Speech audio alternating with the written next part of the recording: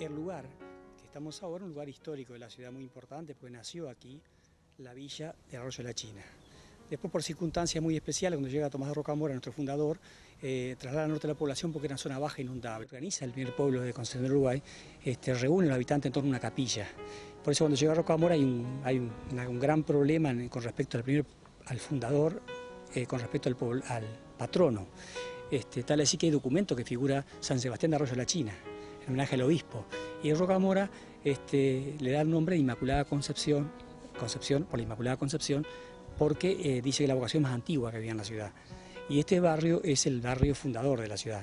Un camposanto, fue en su momento un camposanto, por eso cuando llevan los restos de lo que estaban enterrados aquí, el actual cementerio, el último cementerio que tiene la ciudad, aquí quedaron una serie de restos y muchos de ellos se hizo un osario, se hizo un homenaje a los pobladores y a la delfina. Pero la delfina no está en el actual cementerio.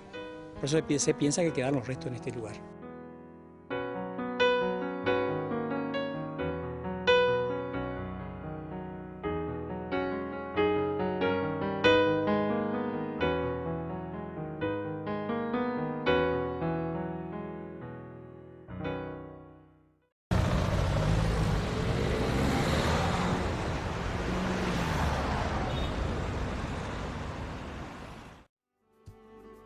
El Colegio del Uruguay, que al cabo de su historia ha recibido muchos nombres, pero desde el punto de vista histórico el nombre original era Colegio del Uruguay, fue una iniciativa del general Urquiza, una de las tantas iniciativas progresistas que tuvo el general Justo José de Urquiza. Se funda en 1849. El edificio es un edificio relativamente sencillo. Lo que vemos hoy no es el edificio original, salvo el mirador, que sí es original, y la galería, o sea, la planta baja que da a la Plaza Ramírez, que también es original.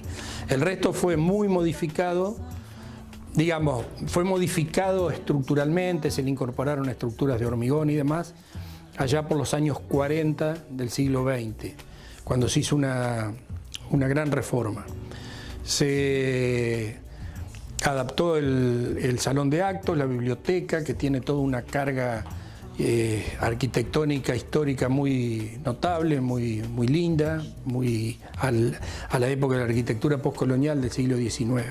Es un edificio que como edificio responde a lo que era la arquitectura que habían implantado los jesuitas en el siglo XVIII, con lo que se llama un patio claustral, un patio central totalmente rodeado de galerías, y todos los locales brindándose a ese patio central.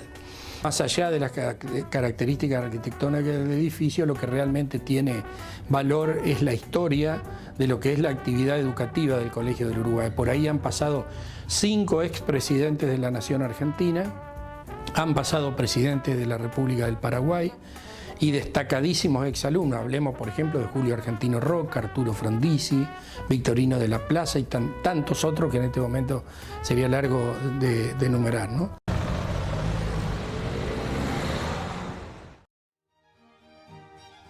La Basílica de la Inmaculada Concepción.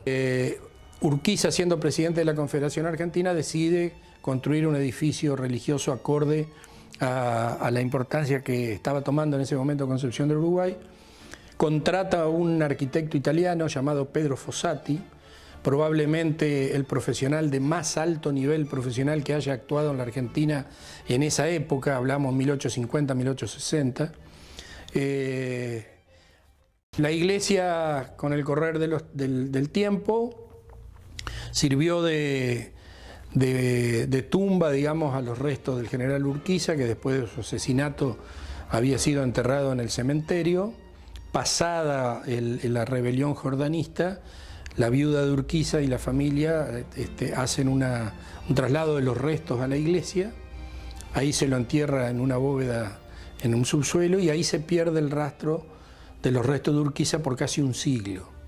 Hasta que allá por los años 1951-52, de manera un poco fortuita, se redescubre el lugar donde estaba la tumba de Urquiza. Se hace todo un estudio con técnicos que vinieron de la Comisión de Museos y Monumentos de Buenos Aires, se determina cuál era el féretro que contenía los restos de Urquiza, se hace un análisis y demás, y entonces a finales de la década de los 60 se construye el mausoleo actual, que está ubicado sobre el lado izquierdo de la iglesia, donde están los restos del organizador de la nación, ¿no?, de Justo José de Urquiza.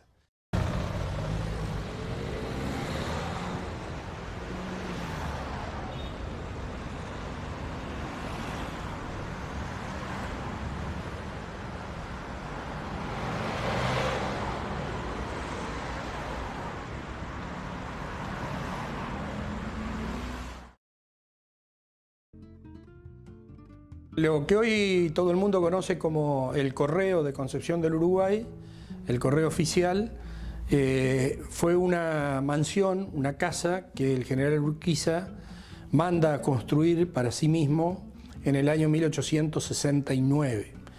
Debemos recordar que desde 1850 hasta su muerte Urquiza habitó el Palacio San José, que no solamente era su residencia particular, sino que era prácticamente el centro de toda su actividad política.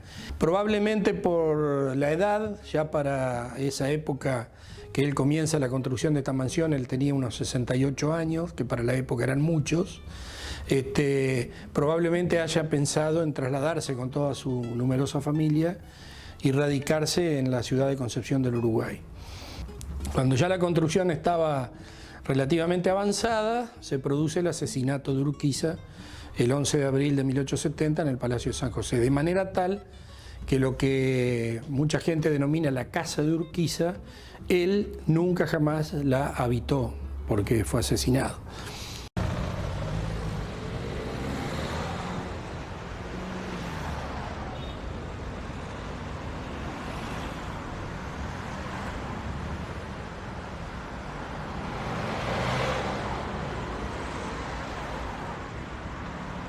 Nos encontramos en la plaza principal en homenaje al caudillo don Francisco Ramírez, lugar histórico nacional desde el 30 de abril de 1956, porque a los pies de esta pirámide el general Justo José de Urquiza, el 1 de mayo de 1851, hizo su pronunciamiento contra el gobernador Juan Manuel de Rosas, gobernador de Buenos Aires.